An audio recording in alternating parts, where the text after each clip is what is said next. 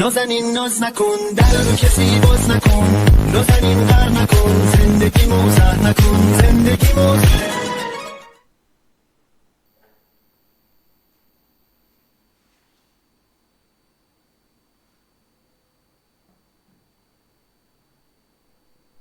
Hi guys, എല്ലാ പ്രിയപ്പെട്ട കൂട്ടുകാർക്കും മാത്സിന്റെ പുതിയൊരു ക്ലാസ്സിലേക്ക് സ്വാഗതം. അപ്പോൾ മാത്സിന്റെ ക്വസ്റ്റ്യൻ പേപ്പർ നമ്മൾ ഓൾറെഡി ചെയ്തിട്ടുണ്ട്. അത് കാണാത്തവരൊക്കെ ഒന്ന് പോയിട്ട് അത് കണ്ടിട്ട് സെറ്റ് ആക്കി ഫുൾ മാർക്ക് വാങ്ങാം. ഇന്ന് നമ്മൾ ഇമ്പോർട്ടൻ്റ് ആയിട്ടുള്ള കാര്യങ്ങളാണ്. നമുക്ക് കുറച്ച് പാഠങ്ങൾ മാത്രമേ പഠിക്കാനുള്ളൂ.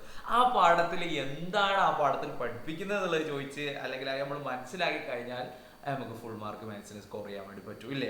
ചോദ്യങ്ങൾ, സബ് ക്വസ്റ്റ്യൻസ് ചോദ്യങ്ങൾ, ഇതൊക്കെ ആ ഒരു രീതിയിലാണ് വരുന്നത് അല്ലേ. നമ്മുടെ പാഠവുമായി ബേസ് ചെയ്തിട്ട് വാല്യൂ മാറ്റിയിട്ടാണ് നമ്മളോട് ചോദിക്കുന്നത്. ആ വാല്യൂ പാഠത്തിലുള്ള വാല്യൂ തരൂല. അതേപോലെയുള്ള ക്വസ്റ്റ്യൻ അല്ലെങ്കിൽ അതേ എന്താണ് ചെയ്യേണ്ടത് നമുക്കറിയാം. ഗുണിക്കാനുള്ള ക്വസ്റ്റ്യൻ ചിലപ്പോൾ എന്ത് ചെയ്യും, അതേ സംഭവങ്ങളൊക്കെ ഒന്ന് മാറ്റിയിട്ട് തരും. കൂട്ടാനുള്ള ക്വസ്റ്റ്യൻ ആ സംഭവങ്ങളൊക്കെ ഒന്ന് മാറ്റിയിട്ട് തരും. കുറയ്ക്കാനുള്ള ക്വസ്റ്റ്യൻ സംഭവങ്ങളൊക്കെ മാറ്റിയിട്ട് തരും ഇല്ലേ. നമുക്ക് നോക്കാം ഗായ്സ്. അപ്പോൾ വീഡിയോ ആദ്യമായിട്ടാണ് കാണുന്നതെങ്കിൽ ലൈക്ക് ചെയ്യാൻ മറന്നു പോകരുത്. പിന്നെ അവിടെ ഒരു സബ്സ്ക്രൈബ് ബട്ടൺ ഉണ്ട്, അതും കൂടെ ഒന്ന് ക്ലിക്ക് ചെയ്യുക. യെസ് ഗായ്സ്, നിങ്ങൾ കൂട്ടുകാർക്കൊക്കെ ഒന്ന് അയച്ചു കൊടുക്കുക. സെറ്റാക്കാം, ഫുൾ മാർക്ക് സ്കോർ ചെയ്യാം. Okay, ready. അപ്പോൾ പിന്നെ നമ്മുടെ ഗ്രൂപ്പിൽ ജോയിൻ ചെയ്യും. പിന്നെ മക്കളെ നമ്മുടെ LSSന്റെ ക്ലാസ്സുകൾ നമ്മൾ സ്റ്റാർട്ട് ചെയ്തിട്ടുണ്ട്. LSSന്റെ ക്ലാസ് ഇപ്പോൾ ഏകദേശം 27-28ഓളം ക്ലാസ്സുകൾ കഴിഞ്ഞിട്ടുണ്ട്. അതിന്റെ PDF-കളൊക്കെ നമ്മൾ ഗ്രൂപ്പിലേക്ക് അയച്ചു കൊടുക്കുന്നുണ്ട്. അപ്പോൾ ആ ക്ലാസ്സിൽ ജോയിൻ ചെയ്യാൻ വേണ്ടിയിട്ട് താഴെ കാണുന്ന നമ്പറിലേക്ക് ഹായ് എന്ന മെസ്സേജ് അയച്ചാൽ മതി. അപ്പോൾ നിങ്ങൾക്ക് LSSന്റെ ലിങ്ക് വരും. അതിൽ ജോയിൻ ചെയ്താൽ എല്ലാ ദിവസവും രാത്രി PDF-കൾ അങ്ങനെ മാറി മാറി അയക്കും. Okay, ready. അപ്പോൾ നിങ്ങൾ അതിൽ ക്ലാസ്സുകൾ ഉണ്ടാവും. ലൈവ് ക്ലാസ്സുകൾ ഇപ്പോൾ നമ്മൾ കുറച്ചായിട്ട് സ്റ്റോപ്പ് ചെയ്തതാണ്. ലൈവ് ക്ലാസ്സുകൾ ക്രിസ്മസ് എക്സാം ആയതുകൊണ്ട് സ്റ്റോപ്പ് ചെയ്തതാണ്. ഇനി ക്ലാസ്സുകൾ സെറ്റ് ആയിട്ടുണ്ടാവും. ഓക്കെ ഗായ്സ്, നമ്മൾ പോവുകയാണ്. ഫസ്റ്റ് ക്വസ്റ്റ്യൻ ഇവിടെ കൊടുത്തിട്ടുണ്ട്. Children of Poomala school are on a train to Thiruvananthapuram. എങ്ങോട്ടേക്കാണ് ട്രിപ്പ് പോകുന്നത്? തിരുവനന്തപുരത്തേക്കാണ്. 496 കിലോമീറ്റർ ആണ് അവർക്ക് പൂമല സ്കൂളിൽ നിന്ന് തിരുവനന്തപുരത്തേക്കുള്ള ദൂരം. എത്ര കിലോമീറ്റർ ആണ്? 496 കിലോമീറ്റർ ആണ് തിരുവനന്തപുരത്തേക്ക് പൂമല സ്കൂളിൽ നിന്ന് ദൂരം. ദേ റീച്ച്ഡ് കോഴിക്കോട് ട്രാവലിംഗ് 85 കിലോമീറ്റർ. അപ്പോൾ അവരെന്ത് ചെയ്തു? 85 കിലോമീറ്റർ യാത്ര ചെയ്തപ്പോൾ അവരെവിടെ എത്തി? കോഴിക്കോട് എത്തി. യെസ് ഗൈസ്, അപ്പോൾ ക്വസ്റ്റ്യൻ നോക്കൂ. How much more they need to travel to reach Thiruvananthapuram അല്ലേ. അപ്പോൾ അവർക്ക് പിന്നെ തിരുവനന്തപുരത്തേക്ക് how much more they need to travel to reach തിരുവനന്തപുരത്തേക്ക് ഇനി എത്ര കിലോമീറ്ററും കൂടെ ട്രാവൽ ചെയ്യണമെന്നാണ്. അപ്പോൾ നമുക്ക് നോക്കൂ, 496 കിലോമീറ്റർ ആണ് എന്ത് തിരുവനന്തപുരത്തേക്ക് അല്ലെ. 85 കിലോമീറ്റർ അവർ യാത്ര ചെയ്തു. കോഴിക്കോടാണ് അവർ നിൽക്കുന്നത്. അപ്പോൾ എത്ര കിലോമീറ്റർ കൂടെ അവർക്ക് യാത്ര ചെയ്യണം? 411 കിലോമീറ്ററും കൂടെ യാത്ര ചെയ്യണം. അതെങ്ങനെയാണ് കിട്ടുന്നത്? 496 കിലോമീറ്റർ ആണ് തിരുവനന്തപുരത്തേക്ക്. അതിൽ നിന്ന് നമ്മൾ എന്ത് ചെയ്യുന്നു? ഈ കോഴിക്കോടേക്ക് എത്തിയ 85 കിലോമീറ്റർ നമ്മൾ കുറയ്ക്കുന്നു. അങ്ങനെ 411 കിലോമീറ്റർ എന്ന് നമുക്ക് ഉത്തരം കിട്ടുന്നു. ഇതൊക്കെ നിങ്ങൾക്ക് അറിയാം അല്ലേ. അപ്പോൾ they had their lunch at Ernakulam അല്ലേ. they had their lunch at Ernakulam. by then they had traveled 188 kilometre from Kozhikode. അപ്പോൾ അവർ എറണാകുളത്തെത്തി അല്ലെ, ഫുഡ് കഴിക്കാൻ വേണ്ടിയിട്ട്. കോഴിക്കോട് 188 കിലോമീറ്റർ റൺ ചെയ്തു അല്ലെ. ഹൗ മച്ച് ഫർദർ ടു തിരുവനന്തപുരത്തേക്ക് അവർക്ക് ഇനി എത്ര കിലോമീറ്ററും കൂടെ റണ്ണ് ചെയ്യണമെന്നാണ്. അപ്പോൾ 411 കിലോമീറ്റർ ഓൾറെഡി റൺ ചെയ്തിട്ടുണ്ട്. അപ്പോൾ 411 നമ്മൾ എന്ത് ചെയ്യാണ്? 411 അവർ റണ്ണ് ചെയ്ത 188 കിലോമീറ്റർ നമ്മൾ കുറയ്ക്കുകയാണ്. 411 നമ്മൾ 188 കിലോമീറ്റർ കുറയ്ക്കുമ്പോൾ 223 എന്ന് ആൻസർ വരുന്നു. 223. അപ്പോൾ അവർക്ക് എത്ര കിലോമീറ്ററും കൂടെ അവർക്ക് റൺ ചെയ്യണം? 223 കിലോമീറ്ററും കൂടെ റൺ ചെയ്യണം. അപ്പോൾ നമുക്ക് കുറയ്ക്കാനുള്ളത് ഇതേപോലെ ഈ പാഠത്ത് നമുക്ക് കുറയ്ക്കാനൊക്കെ കൂടുതലായിട്ട് വരും അല്ലെ. നെക്സ്റ്റ് ക്വസ്റ്റ്യൻ നമ്മൾ നോക്കാം. Next question, Poomala school got 1042 saplings. എത്രയാണ്? 1042 ചെടികളാണ് കിട്ടിയത് കേട്ടോ. മൈ ട്രീ പ്രോഗ്രാം അല്ലെ, എൻ്റെ മരം പദ്ധതിയിൽ അല്ലെ. ഓഫ് ദീസ് 342 തേക്കാണ്, 167 മാംഗോ ആണ്, 257 മഹാഗണിയാണ്, 8 സാൻഡൽവുഡ് ഉണ്ട് അല്ലെ. Okay, ready. അപ്പോൾ ഇവിടെ സാറ് പറയുന്നുണ്ട് നമുക്ക് എന്ത് ചെയ്യാം? സാൻഡൽവുഡ് ഒക്കെ നമുക്ക് സ്കൂളിൽ നടാം. ബാക്കിയുള്ള പിന്നെ അതായത് ചന്ദനത്തിന്റെ ചെടികളൊക്കെ നമുക്ക് എന്ത് ചെയ്യാം? സ്കൂളിൽ നടാം. ബാക്കിയുള്ള ചെടികളൊക്കെ കുട്ടികൾക്ക് കൊടുക്കാം അല്ലെ. അപ്പോൾ ഒന്നാമത്തെ ചോദ്യം, how many saplings were distributed to the children? കുട്ടികൾക്ക് എത്ര ചെടികൾ കൊടുത്തു എന്നാണ് ഒന്നാമത്തെ ചോദ്യം വരുന്നത് അല്ലെ. ഇതേപോലെയുള്ള ചോദ്യങ്ങളാണ് പരീക്ഷയ്ക്ക് വരിക. ഒന്നാമത്തെ ചോദ്യം, കുട്ടികൾക്ക് എത്ര ചെടികൾ വീതം കൊടുത്തു. അതെങ്ങനെയാണ് നമ്മൾ കാണുന്നത്? അതായത് ടോട്ടല് ഇവിടെ നോക്ക്, ടോട്ടൽ എത്രയാ? 1042. ടോട്ടൽ 1042 ചെടികളാണ് സ്കൂൾ ഇറക്കിയിട്ടുള്ളത് അല്ലേ. അതിൽ നിന്ന് ഈ മാഷ് പറഞ്ഞ് ചന്ദനത്തിന്റെ തൈ സ്കൂളിൽ നടാ, ബാക്കിയുള്ള തൈ കൊടുത്താൽ മതി. അപ്പൊ ചന്ദനത്തിന്റെ തൈ എത്രയാ? 8 എണ്ണം. കണ്ടോതാ, സാൻഡൽവുഡ് എത്രയാ? 8 എണ്ണമാണ്. അപ്പൊ നമ്മൾ എന്ത് ചെയ്യുക? 1042 നമ്മൾ എന്ത് ചെയ്യുക? 8 നമ്മൾ കുറയ്ക്കുക. 1042 നമ്മൾ എന്ത് ചെയ്യുന്നു? 1042 നമ്മൾ 8 നമ്മൾ കുറയ്ക്കുക. 8 എന്ന് 1042 എന്ന് പറയുന്നത് മൊത്തം കിട്ടിയ എണ്ണം, അതിൽ നിന്ന് 8 നമ്മൾ കുറയ്ക്കുന്നു. 8 നമ്മൾ കുറയ്ക്കുമ്പോൾ നമുക്ക് കിട്ടുന്ന ഉത്തരം 1034. അപ്പൊ നമ്മളിവിടെ എഴുതി കൊടുക്കുന്നു 1034 ഉത്തരം എന്ന് എഴുതുന്നു. ഇനി അടുത്തത് നോക്കൂ, how many Jack fruit saplings did they get? എത്ര ജാക്ക് ഫ്രൂട്ട് ആണ് അവർക്ക് കിട്ടിയത്? അപ്പോൾ ഇവിടെ പറഞ്ഞു നോക്കൂ, rest Jack and the rest Jack fruit. അതായത് ഇവിടെ ഓരോ എണ്ണത്തിന്റെ എണ്ണം പറഞ്ഞിട്ടുണ്ട്. 342 തേക്ക് എന്ന് പറഞ്ഞ്, 167 മാംഗോ പറഞ്ഞ്, 257 മഹാഗണി പറഞ്ഞ്, 8 സാൻഡൽവുഡും പറഞ്ഞു. പക്ഷെ ചക്കന്റെ എണ്ണം, പ്ലാവിന്റെ എണ്ണം ഒരൊറ്റൊന്നും പറഞ്ഞിട്ടില്ല. ബാക്കി പ്ലാവ് എന്നാ പറഞ്ഞത്. അപ്പൊ നമ്മൾ നോക്കുക, നമ്മൾ എന്താ ചെയ്യേണ്ടത്? ഇത് മുഴുവൻ അങ്ങോട്ട് കൂട്ടി നോക്കുക അല്ലെ. ഈ കിട്ടിയ എണ്ണം മുഴുവൻ കൂട്ടി നോക്കുക. എത്രയാ? 342 പ്ലസ് പിന്നെ എത്രയാ? 167, പിന്നെ എത്രയാ? 257, പിന്നെ എത്രയാ? 8. ഇത് മുഴുവൻ കൂട്ടുമ്പോൾ നമുക്ക് 774 എന്ന് കിട്ടുന്നു. എത്രയാ കിട്ടുന്നത്? 774 എന്ന് മുഴുവൻ കൂട്ടുമ്പോൾ നമുക്ക് കിട്ടും അല്ലെ. മൊത്തം ചെടികൾ എത്രയാ? 1042.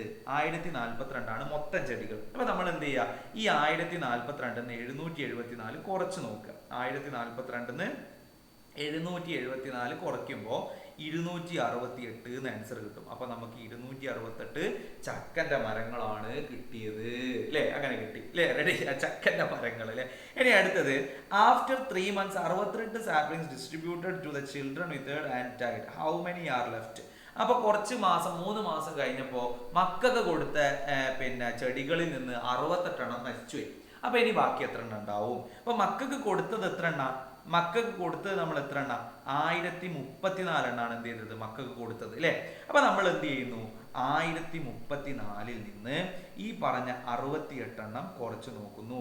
1034 68 നമ്മൾ കുറയ്ക്കുമ്പോ 966 അല്ലെ. ഇതിലധികവും കുറയ്ക്കലും കൂട്ടലും ഒക്കെ ആയിട്ടുള്ള കണക്കുകളാണ് ഇതിലധികം ഉള്ളത്. അപ്പൊ എന്ത് ചെയ്യുക? അങ്ങനെയുള്ള കണക്കുകൾ നമ്മളോട് ചോദിച്ചാൽ നമുക്ക് എഴുതാൻ വേണ്ടി പറ്റണം. Okay, ready? അപ്പൊ പിന്നെ ഒരു ചോദ്യം കണ്ടു കഴിഞ്ഞാൽ ഇത് കുറയ്ക്കുകയാണോ ചെയ്യേണ്ടത്, ഇത് കൂട്ടുകയാണോ ചെയ്യേണ്ടത് എന്നുള്ള ഒരു ഐഡിയ നമ്മുടെ മനസ്സിൽ ഉണ്ടാവുകയും വേണം. Okay, ready? അങ്ങനെയാണെങ്കിൽ ടോട്ടൽ എമൗണ്ട് ആണ്. ഇവിടെ നോക്കൂ, Amal's father labourer and he could find work only on Monday, Wednesday, Friday and Saturday last week അല്ലെ. തിങ്കളും ബുധനും വെള്ളിയും ശനിയുമാണ് അദ്ദേഹം പണിയെടുത്തത്. ഈ ഗോട്ട് 650 റുപ്യ ഓൺ മൺഡേ. 650 റുപ്യ മൺഡേയില് കിട്ടി, 750 റുപ്യ സാറ്റർഡേയിലും കിട്ടി. ഈ ഗോട്ട് സെയിം എമൗണ്ട് ഓൺ വെനസ്ഡേയും ഫ്രൈഡേയും. വെനസ്ഡേയും ഫ്രൈഡേയും അദ്ദേഹത്തിന് സെയിം എമൗണ്ടാണ് കിട്ടിയത്. എല്ലാം കൂടെ 2750 റുപ്യാണ് ഒരിക്കൽ കിട്ടിയത്. 2750 റുപ്യാണ് കിട്ടിയത്. അപ്പോൾ ചോദ്യം നോക്കുക. ആദ്യം ചോദ്യം നമ്മൾ ആദ്യം വായിച്ച് മനസ്സിലാക്കുക എന്നുള്ളതാണ്. അതായത് അമലിന്റെ അച്ഛന് പണിക്കാരൻ അല്ലെ, അവന് അല്ലെങ്കിൽ അച്ഛന് തിങ്കളും ബുധനും വെള്ളിയും സാറ്റർഡേയും അല്ലെ, അതായത് തിങ്കളും ബുധനും വെള്ളിയും ശനിയുമാണ് പണിക്ക് പോയത് കഴിഞ്ഞ ആഴ്ച. 650 റുപ്യ തിങ്കളാഴ്ചയും കിട്ടി, 750 റുപ്യ ശനിയാഴ്ചയും കിട്ടി അല്ലെ. പിന്നെ അദ്ദേഹത്തിന് എന്ത് ചെയ്തു? വെനസ്ഡേയും ഫ്രൈഡേയും ആ സെയിം പൈസയാണ് കിട്ടുകയും ചെയ്തത്. വെനസ്ഡേയും ഫ്രൈഡേ എന്താണ്? സെയിം പൈസയാണ് കിട്ടിയത്. വെനസ്ഡേയും ഫ്രൈഡേയും സെയിം പൈസയാണ് കിട്ടിയത്. അതായത് എത്ര പൈസയാണെന്ന് പറയുന്നില്ല, സെയിം പൈസയാണ് വെനസ്ഡേയും ഫ്രൈഡേയും കിട്ടിയത്. ആകെ 4 ദിവസമാണ് പണിക്ക് പോയത്. 2 ദിവസത്തെ കണക്ക് ഇവിടെ തന്ന് 650 റുപ്യ തിങ്കളാഴ്ചയും കിട്ടിയെന്ന് പറഞ്ഞ്, 750 റുപ്യ ശനിയാഴ്ചയും കിട്ടിയെന്ന് പറഞ്ഞ്, ഞാൻ വെനസ്ഡേയും ഫ്രൈഡേയും ഒരേ പൈസയാണ് കിട്ടിയെന്നും പറഞ്ഞു. മൊത്തം എത്ര പൈസയാണ് കിട്ടിയത്? 2750 റുപ്യ മൊത്തം കിട്ടിയെന്ന് പറഞ്ഞു അല്ലെ. മൊത്തം എത്ര കിട്ടിയത്? 2750. അതിൽ നിന്ന് നമ്മൾ എന്ത് ചെയ്യാണ്? 650ഉം 750 എന്ത് ചെയ്യുക? കുറച്ച് നോക്കുക. 2750 നിന്ന് 650ഉം പിന്നെ എത്രയാ? 750 നമ്മൾ കുറയ്ക്കുമ്പോൾ 1350 റുപ്യാന്ന് വരും അല്ലെ. ഇനി ചോദിച്ചാൽ how much did get each these days. അങ്ങനെയാണെങ്കിൽ ഇയാൾക്ക് വെനസ്ഡേയും ഫ്രൈഡേയും ഓരോ ദിവസം ഒരു 2 ദിവസത്തെ പൈസ കൂടി അപ്പൊ കിട്ടി. അങ്ങനെയാണെങ്കിൽ ഇദ്ദേഹത്തിന് ഓരോ ദിവസം എത്ര രൂപ കിട്ടിയിട്ടുണ്ടാവും? ഓരോ ദിവസം കിട്ടിയ പൈസ സെയിം ആണ് അല്ലെ, സെയിം ആണ്, കിട്ടിയ പൈസ സെയിം ആണ്. 2 ദിവസം സെയിം പൈസയാണ് കിട്ടിയത്. അപ്പോൾ അങ്ങനെയാണെങ്കിൽ എത്ര രൂപ കിട്ടി? എന്നുള്ളത് നമ്മൾ അറിയാൻ വേണ്ടി 2 കൊണ്ട് എന്ത് ചെയ്യുക, അതിനൊന്ന് ഹരിച്ചു നോക്കുക അല്ലേ. 675 രൂപയാണ് ഒരു ദിവസം അദ്ദേഹത്തിന് കിട്ടിയിട്ടുണ്ടാവുക. എങ്ങനെയാണ് നമ്മൾ ഈ കണക്ക് ചെയ്തത്? ഈ കണക്കൊക്കെ എൻ്റെ മക്കളും ചെയ്തു നോക്കുക. അത് കഴിഞ്ഞിട്ട് അടുത്തത് പെരിമീറ്റർ കാണുക എന്നുള്ളതാണ്. പെരിമീറ്റർ കാണാൻ എന്തായാലും പരീക്ഷയ്ക്ക് ഉണ്ടാവും, എല്ലാ പരീക്ഷയ്ക്ക് ചോദിക്കുന്നതാണ് പെരിമീറ്റർ കാണാനുള്ളത്. അപ്പോൾ ഇവിടെ നമ്മൾ ഏത് ഷേപ്പാണ് അതിന്റെ പെരിമീറ്റർ കാണാൻ എന്താ നമ്മൾ ചെയ്യുന്നത്? ഇവിടെ നമ്മളിപ്പോൾ ഇവിടെ കണ്ടു, ഇവിടെ നമ്മൾ സ്ക്വയറിന് എന്താ പ്രത്യേകത? പിന്നെ ഇതിന്റെ 4 വശങ്ങളും എന്താ തുല്യമായിരിക്കും. സമചതുരത്തിന്റെ 4 വശങ്ങളും തുല്യമായിരിക്കും അല്ലെ. അപ്പൊ നമ്മൾ എന്ത് ചെയ്യാം, 3 × 4. 3 എന്ന് പറയുന്നത് എന്താ, ഈ 3 സെന്റിമീറ്റർ. ഇവിടെ ഒരു 3 സെന്റിമീറ്ററിന് മാത്രമേ സമചതുരത്തിന് തന്നിട്ടുള്ളൂ എങ്കിൽ, ഒരു ഭാഗത്ത് 3 സെന്റിമീറ്റർ മാത്രമേ തന്നിട്ടുള്ളൂ എങ്കിൽ നമുക്കറിയാം അതിന്റെ ബാക്കിയുള്ള 3 വശങ്ങളും എന്തായിരിക്കും, സമചതുരം അല്ലെ. എല്ലാ വശങ്ങളും തുല്യമായതുകൊണ്ടാണ് അതിന് സമചതുരം എന്ന് പേര് പറയുന്നത് അല്ലെ. അപ്പൊ ഈ 3 സെന്റിമീറ്റർ ഒരു ഭാഗത്ത് മാത്രം തന്നെങ്കിൽ ബാക്കിയുള്ള എല്ലാ വശങ്ങളിലും 3 സെന്റിമീറ്റർ ആയിരിക്കും. അപ്പൊ നമ്മൾ ഈ 3 എന്ന് ഇവിടെ എഴുതി കൊടുത്തു. പിന്നെ 4 എന്ന് പറയുന്നതിന്റെ വശങ്ങളാണ്. അപ്പൊ 3 × 4 അല്ലെങ്കിലോ 3 + 3 + 3 + 3 ഇങ്ങനെയും കാണാം അല്ലെ. ഇനി അടുത്തത് നോക്കൂ, ഇതിന്റെ എങ്ങനെയാ കാണുന്നത് പെരിമീറ്റർ? 5 + 4 + 4 അല്ലെ, ഇങ്ങനെയാണ് കാണുന്നത്. ഇതിന്റെ നോക്കൂ, ഇതിന് നമുക്ക് എന്ത് ചെയ്യാന്നറിയോ? പിന്നെ 6 + 2 + 6 + 2 അല്ലെ, ഇങ്ങനെയും നമുക്ക് എന്ത് ചെയ്യാം, ഇതിൻ്റെ നമുക്ക് കാണാൻ വേണ്ടി പറ്റും. അപ്പൊ ഇങ്ങനെയാണ് നമ്മൾ എന്ത് ചെയ്യുന്നത്, ഇതിന്റെ പെരിമീറ്റർ നമ്മൾ കാണുന്നത്. ഏത് സാധനത്തിന്റെ പെരിമീറ്റർ കാണാൻ നമുക്ക് അറിയണം അല്ലെ. അതിന്റെ വശങ്ങളെ കൊണ്ട് നമ്മൾ എന്ത് ചെയ്യാണ്, കൂട്ടി നോക്കുകയാണ് ചെയ്യുന്നത് അല്ലെ. അപ്പോ the perimeter of any figure is the sum of the length of all it's sides അല്ലെ. അതായത് പെരിമീറ്റർ, ഏത് ഫിഗറിന്റെ പെരിമീറ്റർ കാണാനും എന്ത് ചെയ്താൽ മതി, നമ്മൾ അതിന്റെ ലെങ്ത്തുകൾ തമ്മിൽ കൂട്ടിയാൽ മതി. എല്ലാ ലെങ്ത്തുകളും കിട്ടിയാൽ നമ്മൾ എന്ത് ചെയ്താൽ മതി, കൂട്ടിയാൽ മതി. ഇനി ഇവിടെ ഇപ്പോ ഇങ്ങനെ ഒരു സാധനം തന്നു, ഇങ്ങനെ നമ്മളോടൊരു പിന്നെ ഇത് തന്നു അല്ലെ. അപ്പോൾ ഇതിന് നമ്മൾ ഇവിടെ 6 സെന്റിമീറ്ററും ഇവിടെ 2 സെന്റിമീറ്ററുമാണ് തന്നതെന്ന് മാത്രം മതി. അപ്പൊ നമുക്ക് ഓട്ടോമാറ്റിക്കലി അറിയാം, ഇവിടെ 6 തന്നുകൊണ്ട് തന്നെ ഇവിടെ എത്രയായിരിക്കും, 6 ആയിരിക്കും. ഇവിടെ 2 തന്നുകൊണ്ട് ഇവിടെ എത്രയായിരിക്കും, അത് 2 ആയിരിക്കും എന്ന് നമുക്കറിയാം ഇല്ലേ. ഇനി അത് സമചതുരാണെങ്കിലോ, ഒറ്റ സെന്റിമീറ്റർ ഒറ്റ സമചതുരത്തിൽ ഒറ്റൊന്ന് മാത്രം തന്നെങ്കിലോ അതിന്റെ ബാക്കിയുള്ള 3 വശങ്ങളും തുല്യമായിരിക്കും എന്ന് നമുക്കറിയാം അല്ലെ. ഇനി നമ്മൾ ഇതിന്റെ ഒരു കണക്കിലേക്ക് പോവാണ്. ഇവിടെ കൊടുത്തിട്ടുണ്ട് വയർ ഫെൻസ്, അതായത് ചുറ്റുവേലി കെട്ടാൻ. അങ്ങനെയുള്ള ചോദ്യം അധികവും ചോദിക്കുന്നത്, ചുറ്റുവേലി കെട്ടുന്നത്, കമ്പിവേലി കെട്ടുന്നത്, അങ്ങനെയുള്ള ചോദ്യങ്ങളാണ്. ഇവിടെ നോക്ക് നിങ്ങൾ, ഇവിടെ നോക്ക്, ഈ ഒരു പാടത്ത് 4 മീറ്റർ മാത്രമേ തന്നിയുള്ളൂ. ഇപ്പൊ നമുക്കറിയാം ഇതും 4 ആയിരിക്കും, ഇതും 4 ആയിരിക്കും, ഇതും 4 ആയിരിക്കും അല്ലെ. ഇവിടെ നോക്കി, ഇവിടെ 7 തന്നത്, അപ്പൊ ഇവിടെ 7 ആയിരിക്കും. ഇവിടെ 5 തന്നത്, അപ്പൊ ഇവിടെ എത്രയായിരിക്കും, ഇതും 5 ആയിരിക്കും. അവിടെ 5 ആകുമ്പോൾ അത് 5 ആയിരിക്കും. അപ്പൊ ഇതെന്താ ചെയ്യാൻ പറഞ്ഞത്, നമുക്കറിയാം പെരിമീറ്റർ ഓഫ് ഒക്രന്റെ എത്രയാണെന്നാണ്. അപ്പോൾ the rectangular ഒക്ര patch and the square, ഇത് സ്ക്വയർ എന്ന് പറയുന്നത് സ്പിനാച്ചും, ഇത് സ്പിനാച്ച് ആണ്. ഇതെന്താണ്, ഇത് ഒക്രയാണ് അല്ലെ. രണ്ട് തമ്മിലുള്ളതാണ് അല്ലെ. ഒന്ന് എന്താണ്, ഒന്ന് ഒക്ര, അതേപോലെ തന്നെ റെക്ടാങ്കുലറിലുള്ളത് ഒക്രയാണ്. മറ്റേത് എന്ന് പറയുന്നത് എന്താ, മറ്റേത് സ്പിനാച്ച് എന്ന് പറയുന്നത് സ്ക്വയറിലുമാണുള്ളത് അല്ലെ. അപ്പൊ ഇതിന്റെ രണ്ടിന്റെയും പെരിമീറ്റർ കാണുക എന്നുള്ളതാണ്. അപ്പൊ പെരിമീറ്റർ കാണാൻ നമുക്കറിയാം, നമുക്ക് കൂട്ടി നോക്കാം അല്ലെ. പെരിമീറ്റർ ഓഫ് ഒക്രൻ്റെത് കാണാൻ എങ്ങനെയാ, 7 + 5 + 7 + 5 ഇതാണ് നമ്മൾ എന്ത് ചെയ്യുന്നത്, ഒക്രൻ്റെത് കാണുന്നത്. 7 + 5 + 7 + 5 ഇങ്ങനെയാകുമ്പോൾ ഒക്രൻ്റെ നമുക്ക് 24 എന്ന് കിട്ടും അല്ലേ. ഇനി ഇതിൻ്റെത് കാണാനോ, ഇതിൻ്റെത് 4 + 4 + 4 അല്ലേ. അങ്ങനെയാണ് നമുക്ക് എന്ത് ചെയ്യുന്നത്, അത് കിട്ടുന്നത് 16 എന്ന് കിട്ടും. ഇതിന്റെ പെരിമീറ്റർ, ഇതിൻ്റെത് 24 എന്ന് കിട്ടും. ഇതൊക്കെ നമുക്ക് അറിയാം അല്ലേ, എഴുതാൻ വേണ്ടിയിട്ട്. അപ്പോൾ ഇതിന്റെ ടോട്ടൽ പെരിമീറ്റർ ആണ് ഇവിടെ കൊടുത്തത്. 24 16 എത്രയാണെന്ന് ചോദിക്കുന്നുണ്ട് അല്ലെ. പിന്നെ കോസ്റ്റ് ഓഫ് 1 ലൈൻ ഓഫ് ഫെൻസിന് 20 × പെരിമീറ്റർ അല്ലെ. 20 × പെരിമീറ്റർ എന്ന് പറയുന്നത് എത്രയാ, ടോട്ടൽ പെരിമീറ്റർ. ഇത് മൊത്തം ആക്കാൻ അല്ലെ. 24 16 എത്രയാന്നുള്ളത് നമ്മൾ കാണുന്നു അല്ലെ.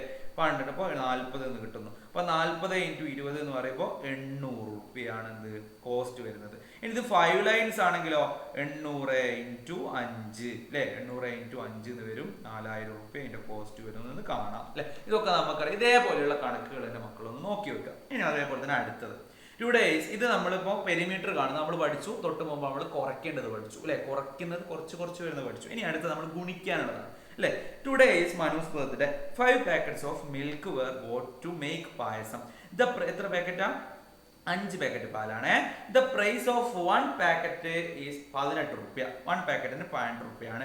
What is the total price ആണ് ചോദിച്ചത്. അപ്പോൾ നമ്മൾ എന്ത് ചെയ്യുക, 5 പാക്കറ്റാണ് പാല് വാങ്ങിയിട്ടുള്ളത്, 18 റുപ്യാണ് ഒരു പാക്കറ്റിന്. അപ്പോൾ ടോട്ടൽ കാണാൻ വേണ്ടി 18 നമ്മൾ 5 കൊണ്ട് ഗുണിച്ചു നോക്കുന്നു അല്ലേ. 18 നമ്മൾ എന്ത് ചെയ്യുക, 5 കൊണ്ട് നമ്മൾ ഗുണിച്ചു നോക്കുക. ഇതാണ് നമ്മൾ ചെയ്യേണ്ടത്, മൾട്ടിപ്ലൈ ചെയ്യുക എന്നുള്ളതാണ്, ഗുണിക്കുക എന്നുള്ളതാണ്. 18 5 കൊണ്ട് ഗുണിക്കുമ്പോൾ നമുക്ക് 90 കിട്ടും അല്ലെ. ഒരു ചോദ്യം കിട്ടിക്കഴിഞ്ഞാൽ ഗുണിക്കുകയാണോ, നേരത്തെ പറഞ്ഞു ഗുണിക്കുകയാണോ ചെയ്യേണ്ടി, കുറയ്ക്കുകയാണോ ചെയ്യേണ്ടി, കൂട്ടുകയാണോ ചെയ്യേണ്ടി എന്നുള്ള നമ്മൾ മനസ്സിലാക്കുക എന്നുള്ളതാണ്. അടുത്തത് റീഡിംഗ് റൂം ആണ്. The PTA gave contract to get 1657 bench 1657 rupees to each ബെഞ്ചസിന് 1657 റുപ്യ അല്ലെ. പിന്നെയോ ടേബിൾസിന്, ബെഞ്ചിന് 1657 റുപ്യ, ടേബിളിന് 2395 റുപ്യ അല്ലെ. How much money is needed അല്ലെ. അപ്പോൾ ഇവിടെ PTA തീരുമാനിച്ചാണ് 1657 റുപ്യന്റെ ബെഞ്ചും 2395 റുപ്യന്റെ ടേബിളും വാങ്ങാം, മേശയും വാങ്ങാൻ. അപ്പോൾ ഇവിടെ കൊടുത്തിട്ടുണ്ട് 6 ബെഞ്ചും 4 ടേബിളുമാണ് വാങ്ങുന്നത്. അപ്പോൾ എത്ര റുപ്യാണ്? 6 ബെഞ്ചിനെ കാണാൻ നമ്മൾ എന്ത് ചെയ്യാം, ഈ പറഞ്ഞ 1657 നമ്മൾ 6 ബെഞ്ച് അല്ലെ, 1657 നമ്മൾ എന്ത് ചെയ്യുക, 6 കൊണ്ട് നമ്മൾ ഗുണിച്ചു നോക്കുക. അപ്പൊ 9942 എന്ന് കിട്ടും. ഇനി അടുത്തത് മേശന്റെ വില കാണാൻ 2395 നമ്മൾ മേശ എത്ര മേശയാ, 4 മേശയാ. 4 മേശ 2395 നമ്മൾ എന്ത് ചെയ്യുക, 4 കൊണ്ട് നമ്മൾ ഗുണിച്ചു നോക്കുക, 9580 എന്ന് കിട്ടും അല്ലെ. ഇനി ടോട്ടൽ എത്ര റുപ്യായി എന്നാണ് ചോദിച്ചത്. ടോട്ടൽ എത്ര റുപ്യായി കാണാൻ 9942 9580 തമ്മിൽ നമ്മൾ എന്ത് ചെയ്യുക, കൂട്ടി നോക്കുക അല്ലെ. അങ്ങനെ കൂട്ടി നോക്കുമ്പോൾ ടോട്ടൽ എത്ര രൂപ കിട്ടി എന്നുള്ളത് നമുക്ക് എന്ത് ചെയ്യും അല്ലെ, ടോട്ടൽ എത്ര റുപ്യാണ് ഇതിന് ആവശ്യം എന്നുള്ളത് നമുക്ക് കാണാൻ വേണ്ടി പറ്റും. ഇങ്ങനെയാണ് ഈ കണക്കുകളൊക്കെ നമ്മൾ എന്ത് ചെയ്യുന്നത്. അപ്പൊ എന്ത് ചെയ്യുക, എൻ്റെ മക്കൾ ഇങ്ങനെയുള്ള കണക്കുകൾ പ്രധാനമായിട്ടും ഒന്ന് ചെയ്തു നോക്കുക. പിന്നെ പരീക്ഷക്ക് പിന്നെ പ്രധാനമായിട്ട് പറഞ്ഞ സാധനങ്ങളൊക്കെ തന്നെ, കൂടുതലൊന്നും വരുന്നില്ല. പിന്നെ നമ്മളോട് വേറെ എന്തെങ്കിലും, അതായത് ചിലപ്പോൾ ഈ സംഭവം ഉണ്ടല്ലോ, അത് നിങ്ങൾക്ക് ഉണ്ടാവുമെന്ന് അറിയൂല എന്തായാലും. അതായത് ഒരു സംഖ്യ തന്നിട്ട് ആ സംഖ്യ ഏതൊക്കെ വിധത്തിൽ എഴുതാന്നുള്ളത്, ഡിഫറെന്റ് വേസിൽ എഴുതാനുള്ളത്, പിന്നെ പാറ്റേണുകൾ ചോദിക്കാം, സംഖ്യാ പാറ്റേണുകൾ ചോദിക്കാം, അങ്ങനെയുള്ള ചോദ്യങ്ങളൊക്കെയാണ്. അപ്പൊ സംഖ്യാ പാറ്റേൺ അറിഞ്ഞൂടെ, ഒരു സംഖ്യ തന്നു കഴിഞ്ഞാൽ അല്ലെ, സംഖ്യാ പാറ്റേൺ എഴുതാൻ അറിഞ്ഞൂടെ. സംഖ്യാ പാറ്റേൺ എന്ന് വെച്ചിട്ടുണ്ടെങ്കിൽ ഒരു സംഖ്യ ഇപ്പോൾ ഇവിടെ 55 65 75 എന്നിട്ട് അപ്പുറത്ത് എഴുതാൻ നോക്കി. ഇത് രണ്ട് തമ്മിലുള്ള അകലം എത്രയാന്ന് നോക്കുക അല്ലെ. അത്ര 10 ആണ് അകലം. അപ്പൊ 75 കഴിഞ്ഞാൽ അടുത്ത 85 ആയിരിക്കും അല്ലെ. ഇനി അടുത്തതാണെങ്കിലോ 100 പിന്നെ 90 80 അല്ലെ. അപ്പൊ അത് നോക്കുമ്പോൾ എന്താ, ഇത് ഇവിടെ 10 കൂടി വരികയാണ്, ഇവിടെയോ 10 കുറഞ്ഞു വരികയാണ്, 70 അടുത്ത് എഴുതി കൊടുക്കാം അല്ലെ. ഒരു സംഖ്യ അടുത്ത, അതായത് തൊട്ടടുത്ത സംഖ്യകൾ തമ്മിലുള്ള അകലം എത്രയാ നോക്കുക, അല്ലെങ്കിൽ അതിന്റെ വ്യത്യാസം എന്താ നോക്കുക. അങ്ങനെ ആ വ്യത്യാസം നോക്കിയിട്ടാണ് നമ്മൾ എന്ത് ചെയ്യുന്നത്, പാറ്റേണുകൾ നമ്മൾ എഴുതുന്നത്. അപ്പൊ ഇങ്ങനെയുള്ള സാധനങ്ങളൊക്കെ എൻ്റെ മക്കൾ നന്നായിട്ട് പഠിച്ചിട്ട് ഫുൾ മാർക്ക് സ്കോർ ചെയ്യാനുള്ളതാണ്. മാത്സ് ആണ്. നന്നായിട്ട് ചോദ്യം വായിച്ചു നോക്കുക, കിട്ടിക്കഴിഞ്ഞാൽ ചോദ്യം നന്നായിട്ട് വായിച്ചു നോക്കുക. ആ ചോദ്യം വായിച്ചിട്ട് ആ ചോദ്യത്തിൽ എന്താണ് പറഞ്ഞിരിക്കുന്നത്, ഈ ചോദ്യം നമ്മൾ കൂട്ടിയാലാണോ അതിന്റെ ഉത്തരം കിട്ടുക, കുറച്ചാലാണോ ഉത്തരം കിട്ടുക, അല്ലെങ്കിൽ ഗുണിച്ചാലാണോ ഉത്തരം കിട്ടുക എന്നുള്ളത് നമുക്ക് ചോദ്യം വായിച്ചിട്ട് നമുക്ക് മനസ്സിലാവണം. ഓക്കെ, റെഡി അല്ലേ? അപ്പോൾ അടുത്ത ഒരു വീഡിയോ ആയിട്ട് നമുക്ക് വീണ്ടും കാണാം. അതുവരേക്കും പിന്നെ ലൈക്ക് മറന്നു കൊടുത്ത് സബ്സ്ക്രൈബ് മറന്നു നിങ്ങൾ കൂട്ടുകാർക്കൊക്കെ അയച്ചു കൊടുക്കണം. അടുത്ത ഒരു വീഡിയോ ആയിട്ട് വീണ്ടും കാണാം. അതുവരേക്കും tata bye bye, love you guys.